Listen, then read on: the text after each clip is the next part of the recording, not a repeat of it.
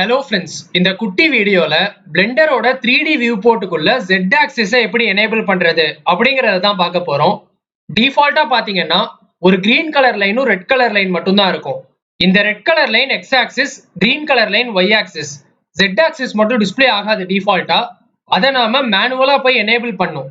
உங்களுடைய 3D வியூபோர்ட்ல top ரைட்ல பாத்தீங்கன்னா ஓவர்லேஸ் அப்படின்னு சொல்லிட்டு ஒரு ஆப்ஷன் இருக்கும். அதுக்கு பக்கத்திலே ஒரு டவுன் ஆரோ இருக்கும். அதை கிளிக் பண்ணுங்க. நிறைய ஆப்ஷன்ஸ் காட்டும். அங்க சைடுல பாத்தீங்கன்னா ஆக்சஸ் அப்படின்னு இருக்கும். அங்க X and Y மட்டும் தான் எனேபிள் ஆயிருக்கும். நீங்க Z கிளிக் பண்ணீங்க அப்படின்னா ஆட்டோமேட்டிக்கா 3D வியூபோர்ட்ல ஒரு ப்ளூ கலர் லைன் டிஸ்ப்ளே ஆக ஆரம்பிச்சிடும்.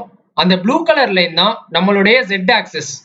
இந்த லைன்ஸ் இருக்கிறதுனால எக்ஸாக்டா எது சென்டர் பாயிண்ட் அப்படிங்கறத நம்மளால தெரிஞ்சுக்க முடியும்.